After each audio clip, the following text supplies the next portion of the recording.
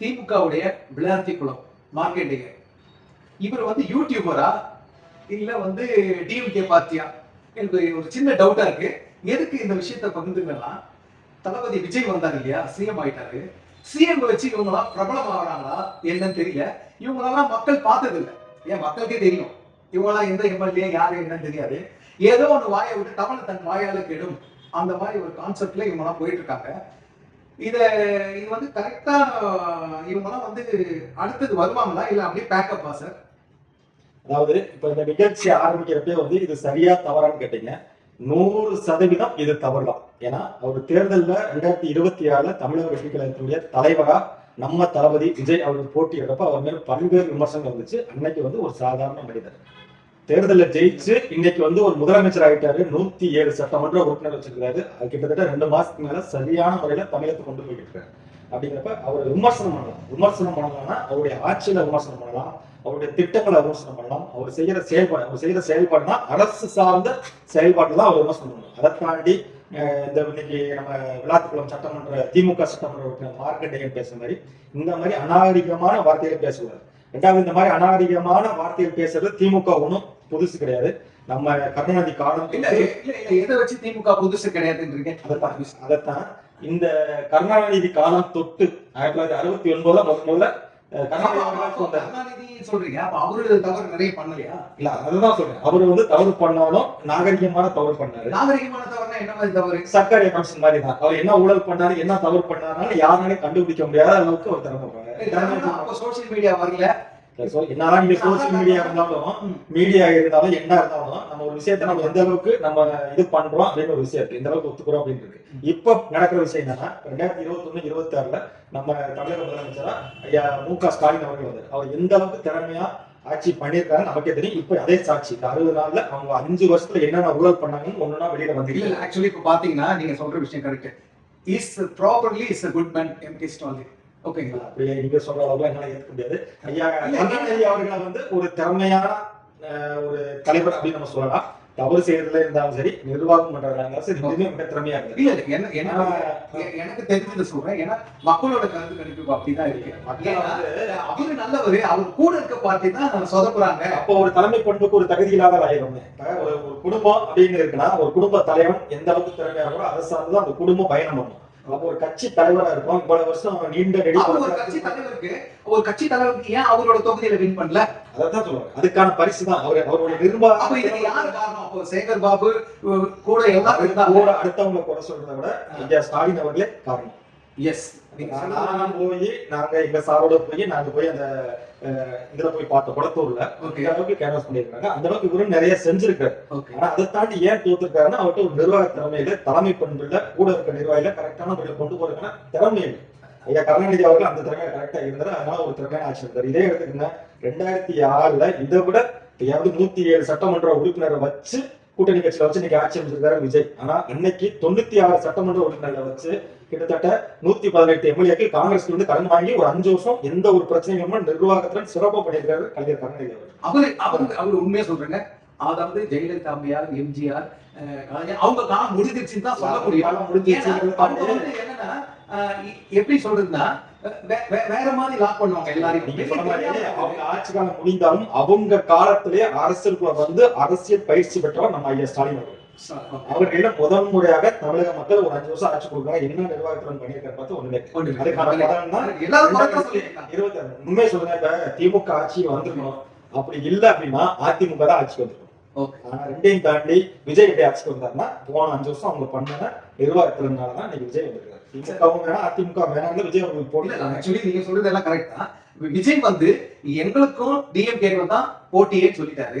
அரசியல் முன்னெடுப்பா எடுத்தாரு. இன்னைக்கு அவரே அதுக்கு மிகப்பெரிய வெற்றி கண்டிருக்காரு. ஆனா எனக்கு ஒரு சின்ன டவுட் சார். நீங்க மக்கள் மத்தியில இவங்களை விட இவங்க அரெஸ்ட் பண்ணிருக்காங்க ஒரு 3 மாசத்துல முடிஞ்ச அரசியல் நாடகம், எல்லாம் ஆக்டிங் நாடகம், அதை விட்டுங்க. இப்போ எனக்கு என்ன ஒரு விஷயம் கேட்டீங்கன்னா, இப்போ இந்த இன்னும் 6 மாசம் தான், இன்னும் 3 மாசம் தான், இப்படியே ஒரு கதை ஓடிட்டு இருக்கு. இது என்ன?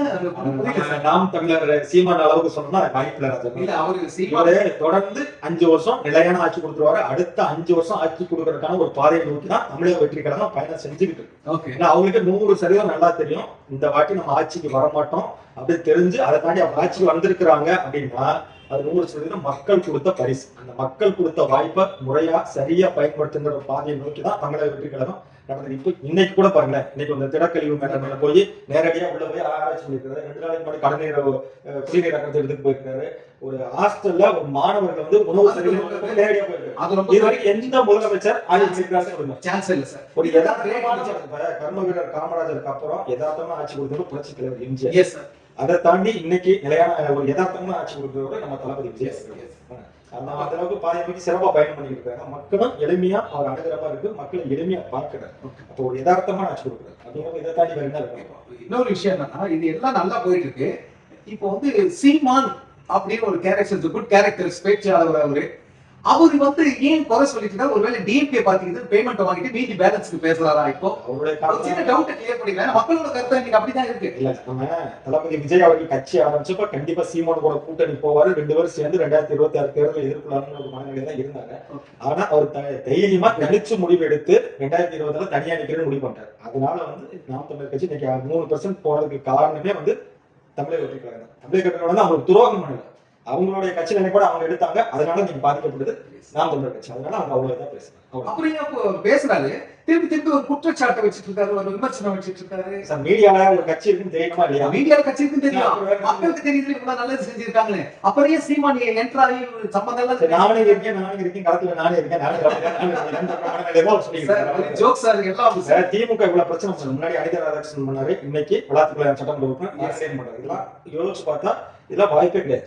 அதிமுக ஆட்சியில வந்து நம்ம வைகை போய் நம்ம செல்லூர் ஆச்சு அந்த திருமாக்கோள் சீட்டு மதை கொண்டாடுறோம். அது மாதிரி நாங்க இருக்கோம் காமிச்சுக்கிறோங்கிறதுக்காக தலைமை சொல்லி இந்த மாதிரி வேலை பாக்குறாங்க. திமுக தலைமை சொல்லி இந்த வேலையை பாக்குறாங்க. நான் அடிக்கிற மாதிரி அடிக்கிறேன், நீ அடிக்கிற மாதிரி அணி அதை சொல்லிட்டு இதுல ஒன்றும் பிரயோஜனம். மக்கள் நல்லா புரியும், மக்கள் புரிஞ்சுதான் வாக்களிச்சிருக்காங்க.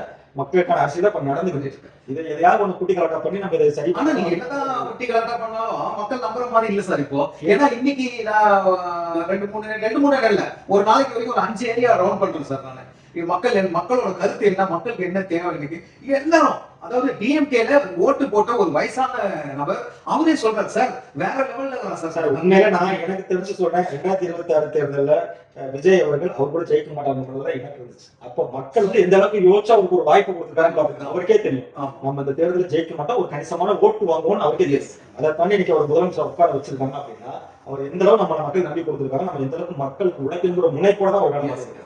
இந்த கட்சிகள் வந்து அவருடைய வெற்றியை பொறுத்துக்க முடியாம அவங்க வந்து என்ன பண்றாங்க, அவருக்கான ஏதாவது இடத்துல கொடுத்துருக்காங்க. உண்மையிலே அவருடைய சினிமா துறையில பார்க்காத தோல்வி கிடையாது, பார்க்காத கஷ்டங்கள் கிடையாது. அதை தாண்டிதான் அவர் ஜெயிச்சு வந்திருக்காரு. ஒவ்வொரு துறையிலே அவ்வளவு.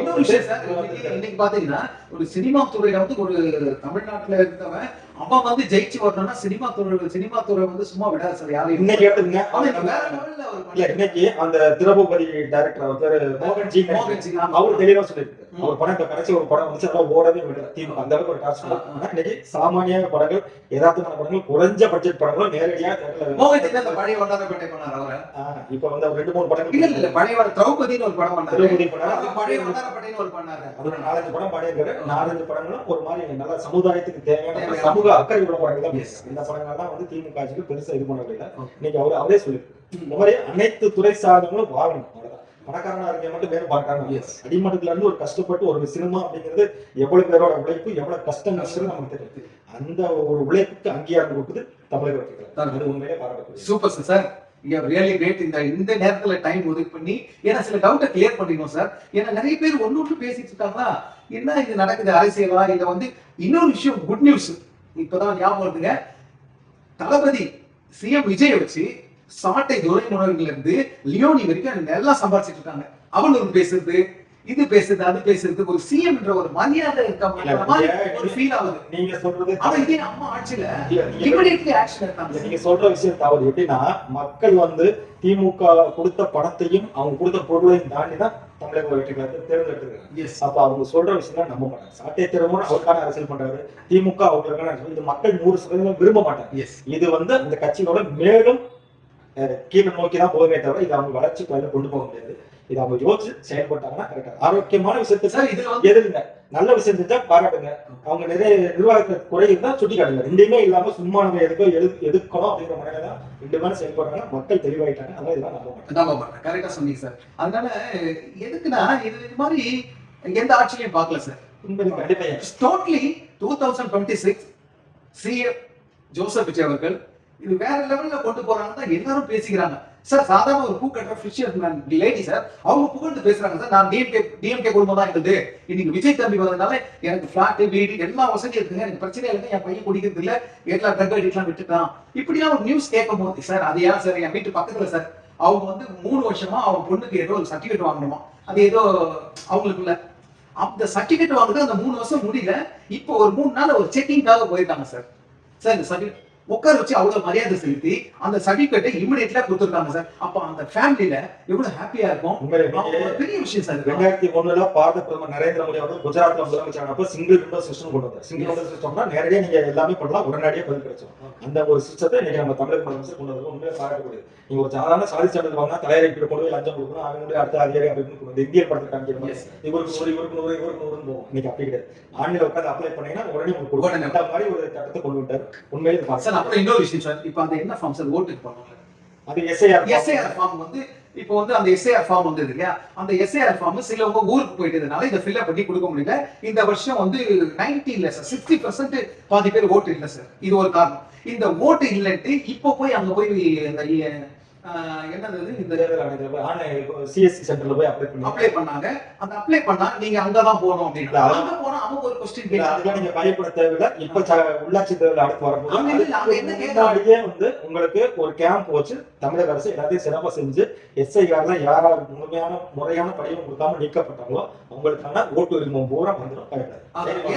இப்போ அந்த ஓட்டு போட்டு நம்ம ஏரியாலயே சார் ஓட்டு போட்டோம் சார், நான் ஓட்டு போடல சார், சொல்லுங்க சார் சொல்லுங்க சார், இங்க அங்க கேட்டப்ப அவன் இங்க அனுப்புறான், இவன் இங்க எஸ்ஐஆர் படிவத்துல வந்து முழுமையா கொடுக்கணும். அந்த நம்பர் வந்து ரிங் போயிட்டு தான் இருக்கு, எடுக்க மாட்டேங்கிறாங்க.